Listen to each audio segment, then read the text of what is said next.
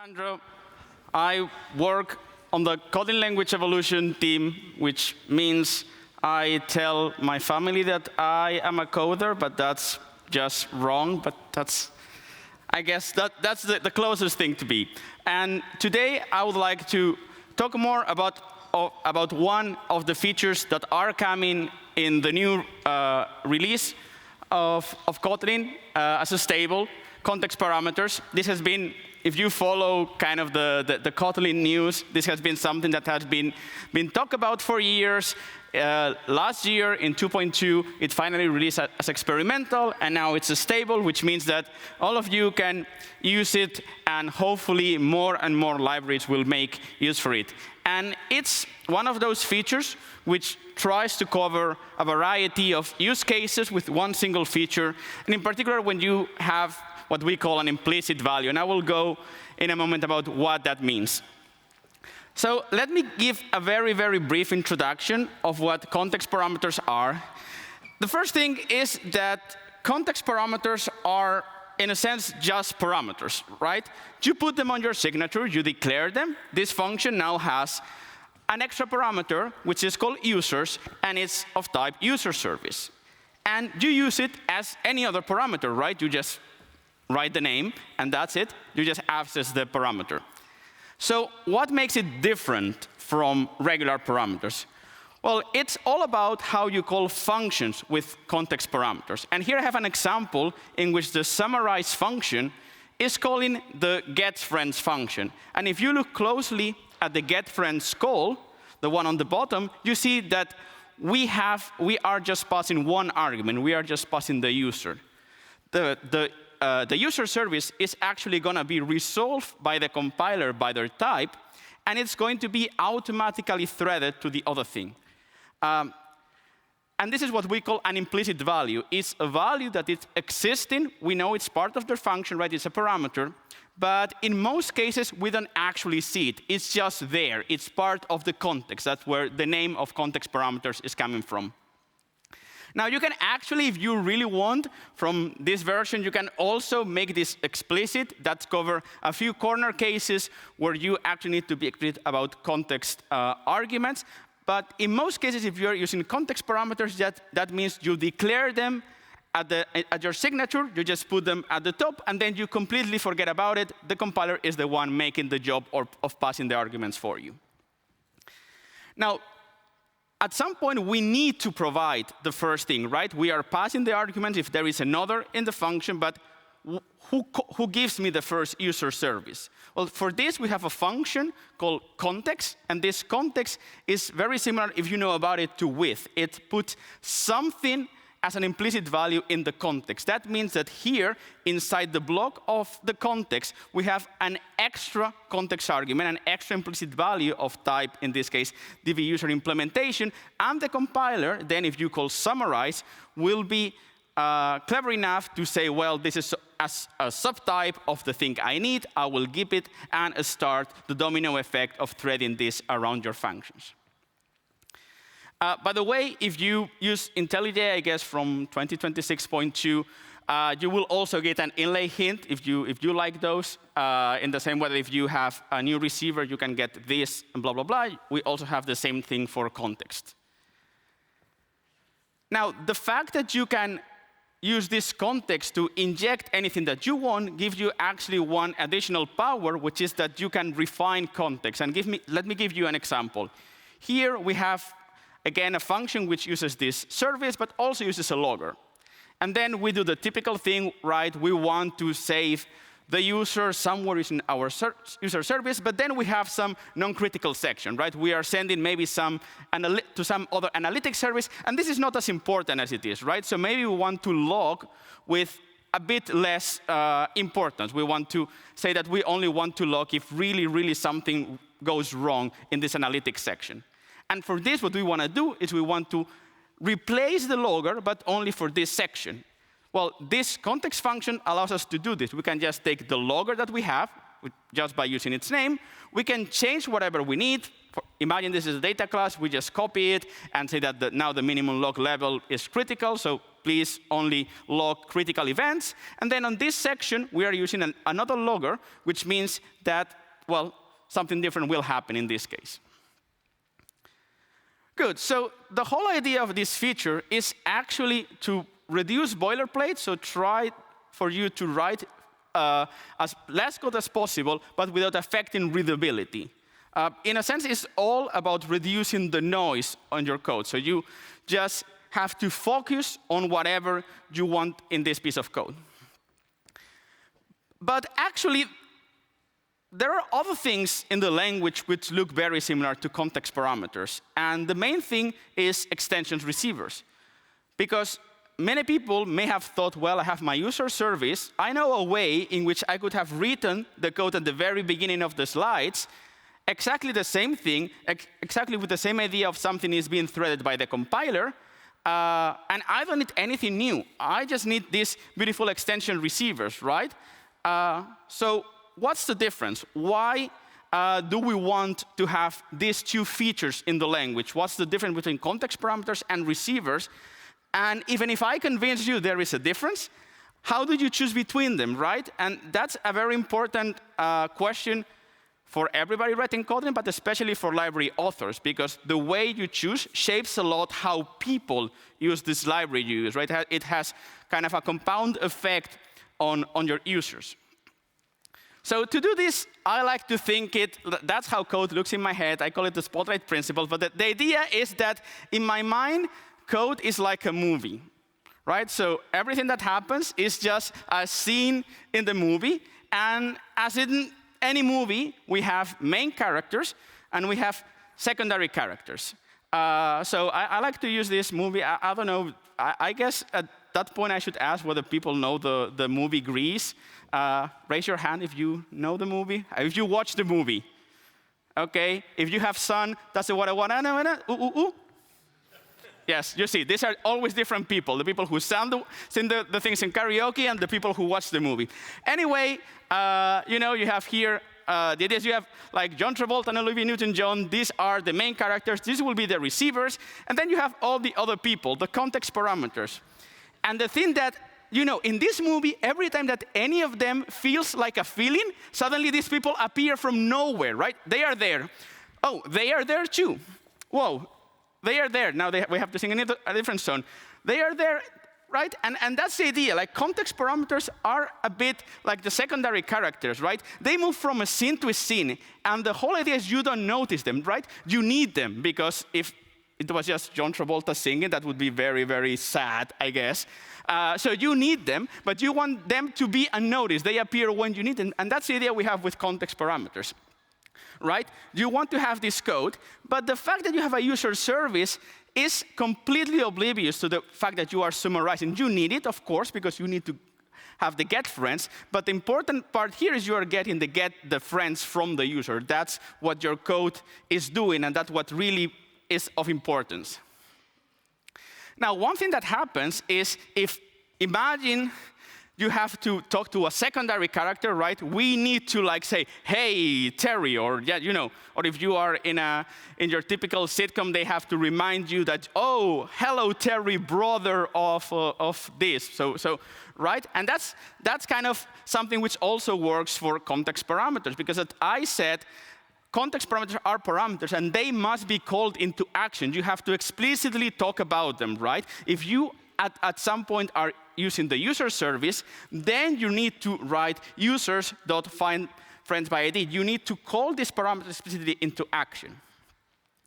Now, the thing is that we want to do this, again, so that in our code, really the main characters get the spotlight.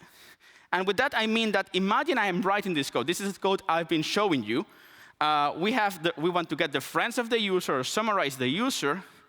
But if we really want to write code which is very idiomatic for Kotlin, what we would like to do is to make this user the receiver, right? We want to put it at the front. And that's actually one of the things that context parameters allow us to do. It kind of decouples the idea that you have some contextual information from the fact that this receiver has this very special role in your function, right? It's the thing you are talking about. It's the main character of this scene. Because again, I think you have followed at this point that the idea is that the receivers are the main characters. Those are the ones which get the spotlight.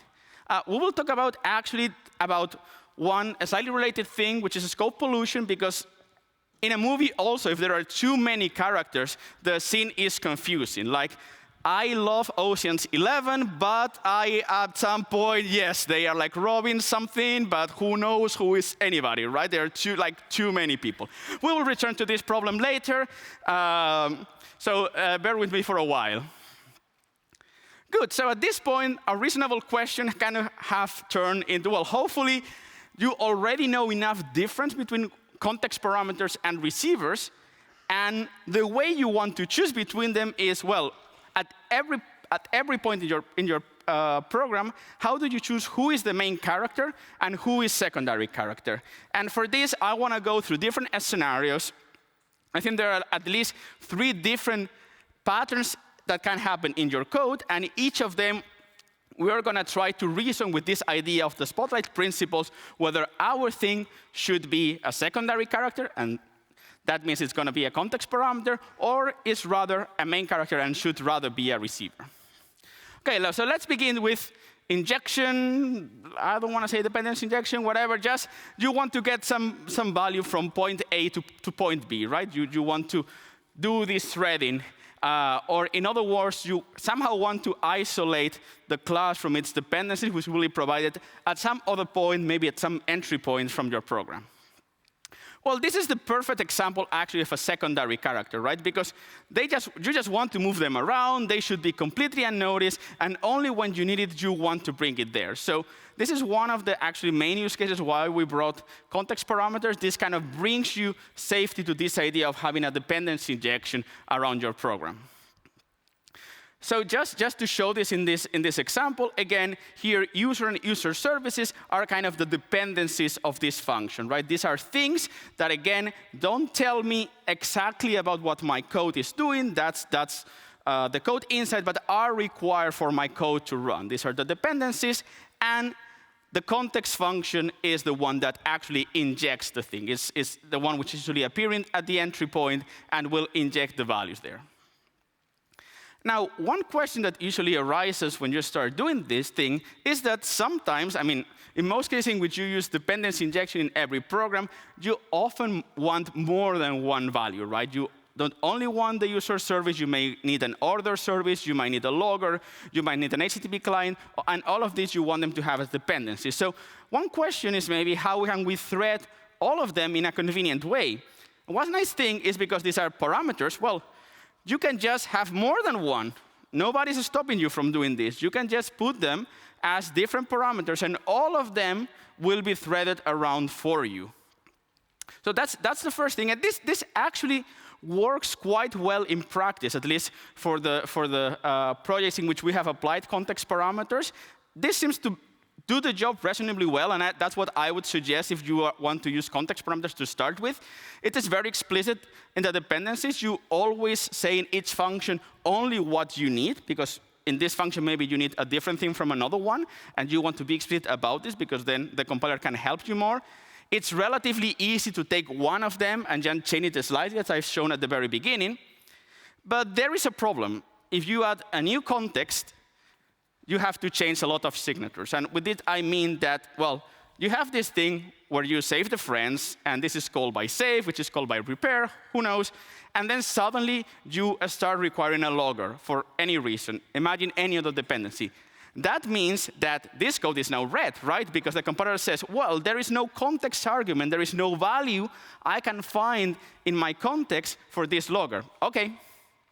I will put it there. And then we go up one layer, right? Oh, there is no context argument for logger, so you need to go up and up. But that's kind of a domino effect that can be annoying. So I see what some people are thinking.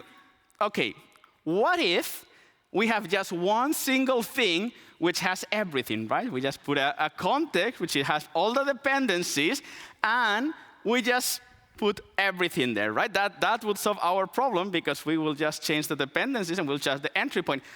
Well, I mean, that's kind of just packaging unrelated values together. more or less like a God object, which just has a bunch of information about a bunch of things, but there is no single responsibility of what this dependency does, other like threading stuff. And you are also losing a lot of information, right? Because these dependencies at the bottom is actually not telling you what the dependencies are. It's just telling you that, okay, you depend on this big thing, but at this point it's no better than, well, just having another argument or whatever. But the goal is here we want to be explicit so that everything can be better checked. So to be clear, like Cody is perfectly fine with having a class which puts everything together to pass it around. That maybe would be even more efficient in some platforms than just passing different arguments. The problem is in the bottom, right? We still want to make the dependencies very explicit because of this single responsibility principle. So there is a pattern, and I want to introduce it to you, but be reminded this is actually quite heavy. We tried to apply this actually inside the Kotlin compiler, and it's like, oh, it's heavy, and you may think twice before doing this, but it is, we can decouple the precise description of the dependencies from the way in which they are provided. In which that, I mean that we can create several interfaces. So our dependencies is going to be something which implements several interfaces, and each of these interfaces will have a single responsibility. In this case, the user service holder will be an interface which is responsible of providing a user service. And then when we need a user service, instead of just going directly to the user service, we will introduce another indirection, because remember, everything can be solved by another layer of indirection. We will just have another indirection to get it inside our context. The good thing is that now we can just introduce one for each of them and make our dependencies thing implement each of these things, right? So we are decoupling the notion of kind of providing this particular dependency from the way we're actually implementing this, which is just putting all of them together. Maybe that's better from the entry point and again getting all of those. I found that this works especially well if you have some kind of tree of context, because then what you can do is kind of have very leaf services and then say, well, these DB dependencies aggregate some of those, and then if we put it with a logger, we have bigger dependencies.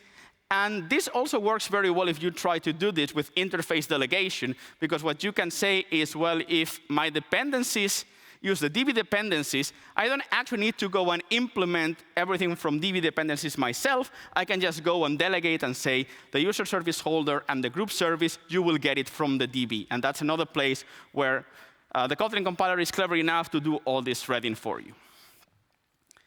Good, but maybe being more practical, right? I've spent a lot of time actually telling you about the holder pattern, and which, as I said, you should think twice before using. The practical advice is that the best thing you can do is actually to start just with a regular context parameter if you want any of this. If you feel that you have multiple dependencies, just start by having multiple context parameters. This usually works very well in practice. And if you want to be able to detect when you need context parameters, for me, the easiest way is to look like kind of the end of the name. If something is called service or is some kind of configuration, something like that, that's usually a good chance that you want to have this as a context parameter. Good. So let's go to the second case, which is invisible context, or what we will call also effects. And let me show you an example here. Like, let's dream of an API. This is an API for testing. And the thing is that we want these functions should be null and should be to be simply available. We want to be them magically available. I can just call them every time that I am in one of these test scopes. Kind of the test scope is the one telling me that I'm doing tests. But inside the function, I really want it to be kind of as the air, right, or the water for a fish, just something which is there as if it was in the language in this small piece of code. Right? So here, what the context parameter is doing is mostly describing a scope, something where something is now available, or maybe what some people call a capability, something that you can now do that you were not allowed to, or able to do before. So in this case, we have something in the context parameter design, which is a name context parameter. Is when you don't really want to ever use the context parameters by name. Like here, you just want to use them to signify that something is available in your scope. And here you have, for example, the signatures of functions like should be null or should be. You can see that we have the context with the text scope, and we just have an underscore because, as I said, we don't really want to refer them by name. The thing here is that, as you can say, they are never in the spotlight in the sense that we never refer to the test scope itself, right? We never have the idea that it is there. It's very auxiliary to what the code is doing, and usually provide kind of very, very generic facilities. So most examples of invisible context are like a test scope, right? We are all writing tests, right? Or something like a race effect, I don't know. Things with also called a scope, which also, again, means that something is available now. The good thing here is that whereas using invisible context could be quite common, and we expect that as time passes, people will use this pattern, and that means that users will use invisible context more and more, defining invisible context is pretty rare, right? It's pretty rare that you are the person defining one of these very generic facilities. I mean, maybe here people writing test libraries are overrepresented, but most of the people write tests. They don't write test libraries. And why I say that's a good thing is because actually doing all of this is kind of a lot of work. You need to follow a particular pattern. We call it the bridge pattern, which conflicts with like the usual bridge pattern theme, but we didn't find a better name. Because what you want to do is, in this case, is to define an interface, right? That at some point, the test library author needs to define an implementation of all of these methods. And the way we are going to give the implementation of this method, it's a class that implements an interface, right? And this interface is going to be, like in this case, our test scope. So this interface is usually very small. It has a very small API, and what we're going to do is to re-expose this library using this interface using context parameters, and then build the larger API on top of that.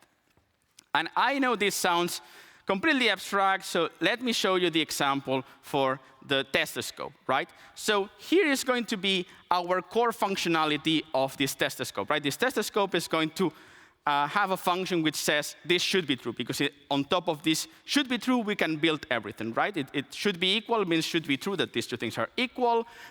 Should be not null means that should be true that this thing is not null, and so on. So this is going to be like the very, very, very, very core of our API. So as I said, we are going to define it as an interface in the usual way that we often define interfaces. And then we are going to write the bridge method. And the bridge method is just re-exposing the interfaces as if we would like it to be, right? As if they were context parameters. So in this case, we see that the scope, the test scope, is now a context parameter of the function. It's no longer a receiver of the function. And then we have the should be true. But this should be true is only going to be available whenever we are in a test scope. And these bridge methods always look in the same way. You just take the context parameter you have, and then you call the function from the interface. I'm trying to put here actually some colors to make it a bit more clear, right? So the API we want is the purple should be true, but this purple should be true in principle only lives on the test scope, which is the red thing. So what we do is we go through the red thing and call the should be true version from this interface, which is the green thing. So it's often the case that we will use the same name, but the good thing is after we do all of that, we just completely forget the interface from the public API. That's now going to become an implementation concern. That's the way we are going to eventually pass the test scope when we are actually running the tests. So for the users of our testing library, all that we need to know is that this should be true exists. And on top of that, we could do whatever we want. We could write should be null, and then as I said, should be null is essentially, well, it should be true that this is not null, and otherwise pass this message, and so on and so forth. So this invisible context, that's how I prefer to think of it, but they are very related to this notion that exists in many programming communities of effects. The idea there being that you want to somehow separate, you want to somehow mark everything which is not pure computation. You want to say that maybe this function is doing some I/O, for example, and then they define effects for I/O, or is doing some networking. This is actually something you can do with this kind of context parameters. You can do some kind of effect tracking. It's not going to be, maybe it's not going to be as easy as in Haskell or Scala, but you can really use them. And if you're interested in this whole idea, I actually talked some time ago for a couple of hours about how you can do this in this other talk, Pure Functions, Powerful Effects, where I kind of describe how to do this in Kotlin. But in general, if you know what effects are, you can bring some of these ideas. But just remember that we want to use them pretty rarely. Like, context parameters are not optimized for the effects use case. This is something you can do, but you need to put some work, especially if you are a library author. Good. So we have 2 out of 3. Oh, yeah, I'm sorry. My practical advice is do not do this. If you think that you need an underscore in your context parameter, really think twice. This is only for very generic effects. Actually, having a name in your context parameter is good. First of all, documentation. But second, that allows you to talk about it, refine it, and use explicit context arguments. And what is often the case is that people have been following this context parameter kind of thing for years. And before, we have something called context receiver, which work more similarly to effects. And what you often see is that what in context receiver was the main use case, using this kind of effect-like things, becomes kind of an anti-pattern here, right? So we inherit this kind of pattern, but it has become more of an anti-pattern right now. Good. So let's move to the third case, which is builders and nesting. And again, let me start with an example. So this is a function in our standard library we all like and love, at least I do, build list. And build list allows you to have a block, right? So again, we are thinking of this scoping effects thing. And inside this build list block, what we can do is call add. And at the end, everything we add at the end of this block will be given back to us as a list, right? So the question is, how does all of this work? And to understand this, we need to look at the signature of the function. What you can see is that build list takes a block, which is itself a function. That's why when we call it, we give a lambda, kind of an anonymous function block. And inside, if you look at the function of this, we have mutable list of t as a receiver. That means that when we are calling this function inside this block, this mutable list of t becomes the receiver, right? Now this refers to the mutable list of in, which means that when we call add1, the compiler will try to resolve this and say, oh, what is my closest receiver? The mutable list. So that means that this add is from the mutable list, and well, the build list at the end will just give you back this list, right? So one question is, context parameters are here. Should we just change our whole standard library and use a context parameter here instead, right? I don't know. We are hype about it, right? So we should use it everywhere, as in any time that you think I should use it everywhere. The answer is no. Because let's think about it again from this idea of who gets the spotlight. If you are inside the build list block, what is the main goal of this thing? What is happening in this scene? I am building a list, right? Because otherwise, I will be choosing some other kind of pattern, right? I will maybe, if my list was some ancillary thing you do, you often put this on a val, on a mutable list, and then you refer this directly. If I'm in a build list block, this scene is about building a list, right? That's the goal of the scene. So building the list should take the spotlight, and that means that the receiver is the best choice for this case. But the thing is, builders are everywhere once you squint your eyes, right? You have build list and build set, but also functions like sequence or flow from the standard library are builders from sequential structures. But in Kotlin, we also often use builders for tree-like structures, right? We have Kotlin HTML to build HTML, or you can have some kind of JSON document, which can also be built with the JSON DSL from context serialization. And even if you think of something like transactions have this kind of tree-like structure. So that in these cases, receivers are the best. Let me also point something which we can do with receiver, which is quite important in all this discussion. If we try to well, this is an example from the Kotlin XHTML library from the README, and you can see that here we are kind of nesting things, right? We have the div, and inside the div we have an h1, and the idea is that this all mimics the structure of an HTML document where we tag when we nest tags inside each other. But if you look at how all of this works, what you see is that you actually have a bunch of receivers.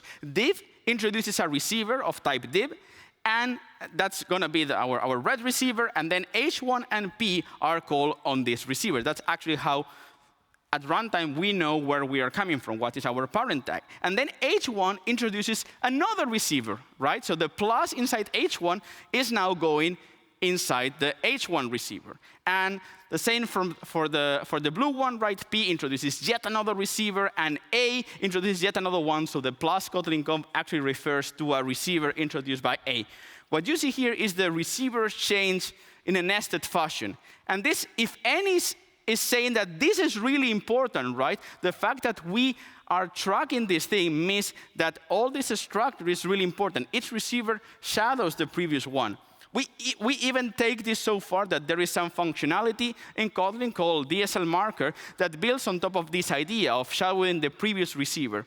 And from a point of view, that is, strengthens its position as a main character. I always want to, like, I've just had too many movie kind of relations, so I always think of this as the typical villain, which just becomes stronger and stronger as the movie kind of progresses, right? So once the villain is a crazy dragon, it cannot go back to be just the poor guy which had a trauma from their childhood, right? It now is the dragon. You cannot go back. And that kind of a strength is positioned as a main character, right? The villain is kind of a main character of movies. And one thing important here is also, if you are not careful with all these receivers, one problem that you may have is a scope pollution, right? And DSL marker is a way we're solving this, and context parameter is another. But think about all the receivers that are introduced in this piece of code. If you follow what I've said, div introduces one, h1 introduces one, p introduces one, a. So at the point in which I have the space, right? If I would have to now do control space and try to get the auto-completion list, well, the auto-completion list will be huge, right? Because we have all the top-level functions, but all the functions from div, all the functions from p and from a. And this is actually one of the main things that led us to changing context receiver to context parameters. There are just too many functions. If everything is a receiver, it's like nobody's a receiver, right? If everybody is important, nobody is important. Its receiver contributes to things and makes everything more difficult to understand without an ID. If you have an ID, it could be fine because you can always navigate and know what it is you're doing, but if you are reviewing code, I don't know, in a GitHub code review, you may have a hard time tracking all of this in your head. And this is a thing that people were telling us. This is kind of polluting the scope. So that's why it's important that context parameter, in the general case, have a name, because then you can always say, no. This is the get from the users. It's not the get from the group service, which otherwise will be a problem, right? You will have two gets. Who do you call? Who you are calling at each point, and so forth. Good. So practical advice here, of course, is, and I think you have guessed, if you have something which looks like a builder, start with a receiver.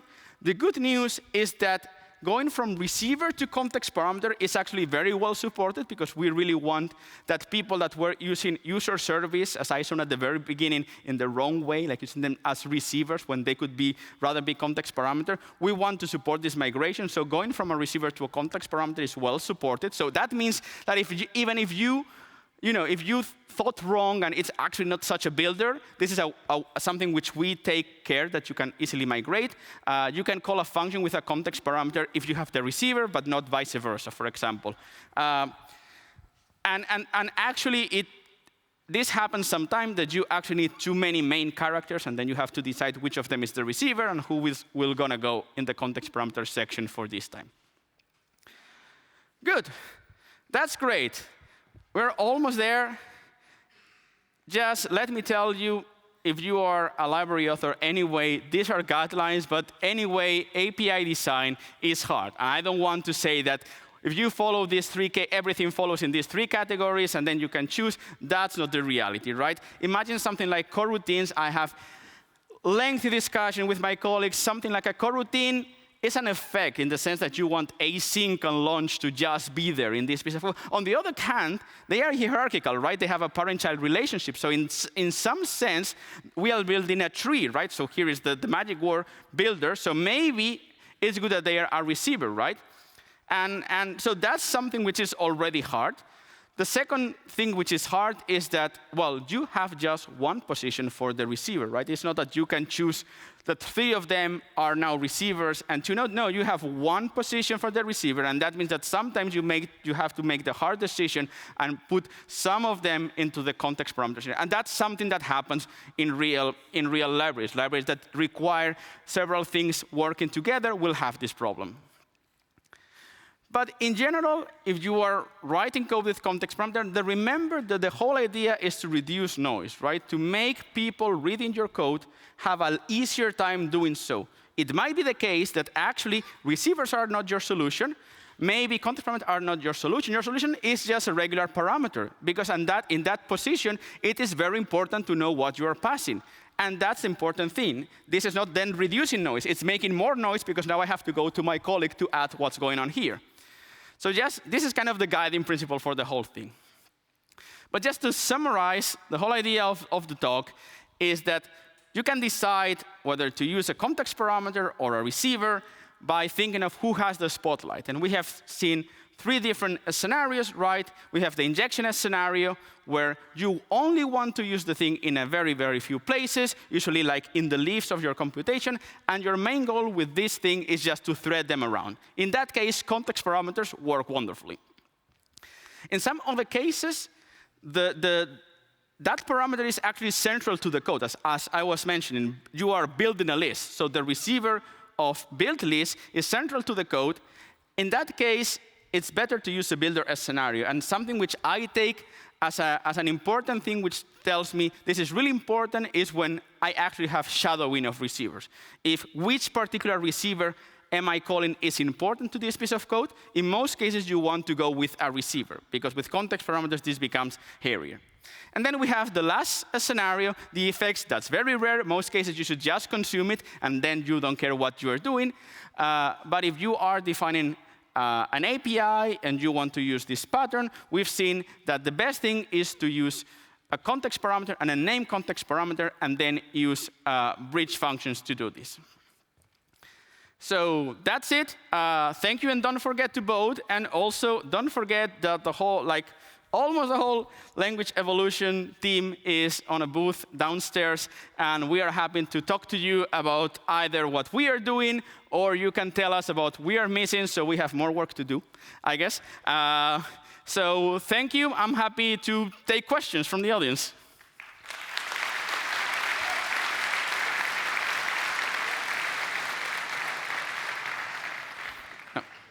If somebody has a question, they have to go to the microphones, which I cannot see, but they told me they are there. Or you can just go. Yeah, it's working. Hello.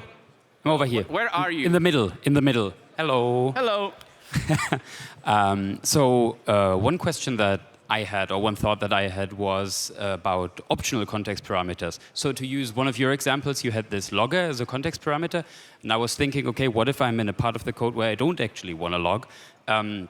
If maybe I can define a context parameter that is of type logger ? And then the compiler checks, is there a logger in the context where I'm calling, or isn't there? And if there isn't one, then the function can still be called, but the logger will be null. Is that something that you considered, discussed, discarded? Yeah, so in that case, there is, one trick you can always play is to put null. Like you can make the logger just an optional, like a nullable type. That is completely supported, any type you can do. And then one trick you can play is to say, I want to put in the context null as logger question mark. So you are explicitly saying this, that you want this thing. The case in which you have a really optional context parameter is actually not supported, and we made the decision not to support it because it made resolution very difficult to track. Because all of this is implicit, it's very hard to know what you are calling. In particular, it's very hard to understand the cases in which you really wanted the logger to be threaded around, and it is not. And we didn't want people to go into that direction. We didn't want people to have to think very, very, very hard about who the thing is being threaded. So we decided that at least at this point, optional context parameters are not supported. You are allowed to define you're not even allowed to define two functions which have one which only has one thing in the context and the other one has the context and the logger. That this will be a resolution ambiguity. So we went as far as saying, at this point, we really want all the threading to be very, very, very simple. And, but as you can see, we are bringing some experimental things on top of context parameters. So it might be the case that in the future, we do something like this if it turns out that this is a pattern that people find themselves into very often. OK, thank you. So hello. Thank you for the talk. I actually initially wanted to ask the same question, but luckily I have a second one. So there's no relation between these new context parameters and the already existing coroutine context, right? Because when first looking into this, I kind of thought that they were and was very confused when they're obviously doing different things. OK, so the basic answer is no. Like, no, these are for different things. Like they work in a different level in the sense that coroutine, like context parameters, reflect kind of the lexical environment of your code. They reflect how your organized functions, whereas coroutine contexts reflect how you organize coroutines, right? That they depend on the tree-child relationship, not all the functions, but of the coroutines, which of course in many cases are the same, right? Because we use coroutine as code, but they don't need to be. Now, there is something we are working on, which is that one thing you can do is that every suspend function has a coroutine context. So we are working on something which will automatically inject coroutine context if you are in a suspend function, because this has some utilities for people who are using the coroutine context to put some information inside. So that's something like an extra we are still working on. We hope to have it ready soon. Like the keep is already published. So yeah. OK, thank you. Hello. Hello. I must say, well, thanks for the talk. And I must say, as a Scala developer, you are giving me a little bit of PTSD with implicit. I wonder how much did you see this as a controversial thing to add? OK, so how did you decide to do it? Let me preface this by saying that I was a Haskell developer for a long time, so I have my enough trouble of type class resolution. And I actually, so I see you. That's what I mean. I didn't do Scala, but I think that's close enough, right? So the main thing here is that what context parameter is not doing, and I was kind of emphasizing this on the previous answer, is we are not doing complex resolution. We want that you know very easily where things are coming from. And if we don't know what things are coming from, it's an ambiguity, or we ask you to be explicit about it. And for me, that's the key difference here, right? That means, of course, that we cannot use context parameters for EQ. We cannot use it for real type class resolution. But that also means that there is no type class resolution in Kotlin, which is the main problem here, right? You see that if you go to the IntelliJ Scala plugin, there is a special thing just to show you how things were resolved, because this thing is hard. And we think that this is the main thing that makes things hard. If we have the implicit passing, that's great. But let's stop at very simple boundaries, and let's not go into resolution, which has to look at all the instances and maybe needs to be guided. So hopefully, that gives you the good thing without all the trauma associated with it. That's the idea of the design, at least. OK, thank you.